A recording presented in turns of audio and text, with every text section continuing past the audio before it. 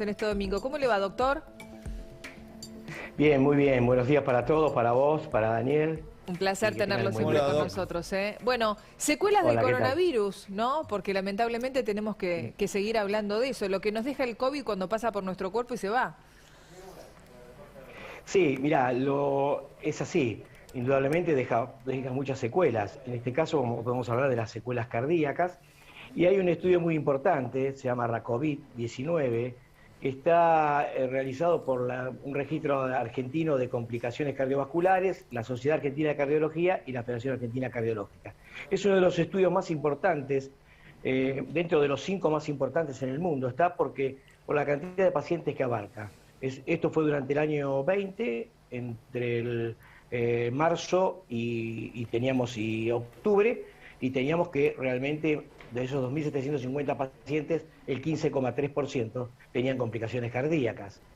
Y dentro de todos los casos que podíamos ver de cómo actúa, decíamos que teníamos formas moderadas y formas graves. Las formas moderadas y graves, porque la mitad de estos 2.750 casos eran formas leves. Quiere decir que todavía es más importante ese 15%, 15,3% de complicaciones, ya que el 36% eran moderados a graves, como dice la placa, Sí. y críticos 12%. ¿No? ¿Las edades de los pacientes, Doc, influye?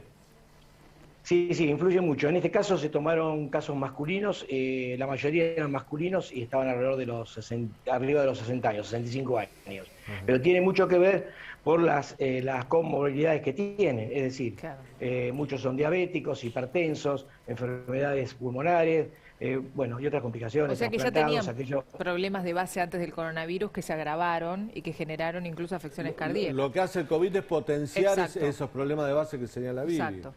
Exactamente, porque acá había con factores de riesgo coronario y también había con enfermedades cardiovasculares.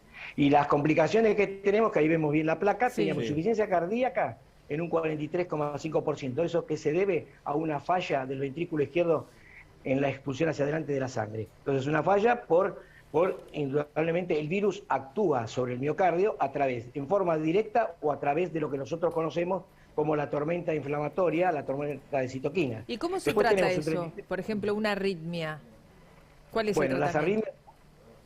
arritmias primero va a haber que buscar la causa de lo que es, ¿no? Es decir, tenemos insuficiencia cardíaca, vamos a compensar esa insuficiencia cardíaca y vamos a mejorar la arritmia. Pero las arritmias, vemos qué tipo de arritmia es, pero en general, en estos casos, generalmente son arritmias ventriculares que pueden llevar a una fibrilación ventricular y a un paro cardíaco. Por lo tanto, hay medicación específica para las arritmias ventriculares, ¿no? Pero otra de las cosas que vemos, como vos bien nombraste, la insuficiencia cardíaca, las arritmias, y después el daño miocárdico. Ese daño miocárdico, que está en el 31,1%, abarca el infarto agudo de miocardio, involucra también a las pericarditis, y esto se debe a que ese proceso inflamatorio que hemos hablado de la tormenta de citoquinas actúa sobre el endotelio, que es la capa íntima de las arterias, y desprende ese sarro que tenemos ahí adentro, que es la aterosclerosis, y entonces se desprende, hace una obstrucción en la arteria y se produce el infarto. Y después tenemos las embolias también, que es otra cosa frecuente. No te olvides que esta es una enfermedad embolizante, por eso se trata, uno de los ¿Por tratamientos qué que se da? tiene es ¿Se el desprende tratamiento algún con heparina. coágulo y...? Exacto. Tiene la propiedad de ser fabricación de coágulos. En general se van a fabricar más que nada en los miembros inferiores, pero Claro. puede ser en cualquier otro lugar, y eso se desprende este coágulo y puede llegar al cerebro a hacer un accidente cerebrovascular, y al corazón también puede producir un infarto agudo de miocardio. Y después la miocarditis, que tanto hemos hablado de los futbolistas en Sí. Argentina o de otros deportistas, que da 1,9%, se condice con el mundo, porque también hay un estudio de 1.500 y pico de casos en Estados Unidos, y se ha visto que el 2,3% de las miocarditis. Así que no es tan frecuente, pero está presente. Y la mortalidad, en lo que se ha visto con este estudio, está alrededor del 19,3%. También coincide con las evaluaciones que hay otros estudios en el mundo, que está alrededor del 20%, ¿no? Ahora, Doc, ahí veo que, por ejemplo, el 11% de las pacientes pueden sufrir embolias post-COVID. Sí. Muchos de estos pacientes están vacunados. Yo hago esta pregunta por la relación que hubo, algunos efectos que tuvo la vacuna, ¿no? Algunos efectos adversos. AstraZeneca.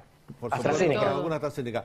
¿Puede haber una relación con la vacuna o solamente la relación es con el COVID?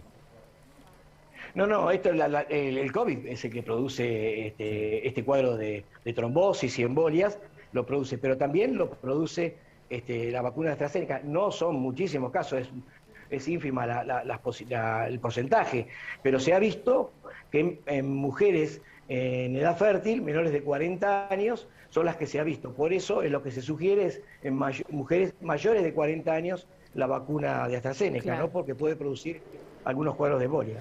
Doctor, gracias. Gracias, Como Doc. siempre es un placer tenerlo, ¿eh? Gracias a ustedes y que tengan un muy buen domingo. Buen Hasta domingo. luego.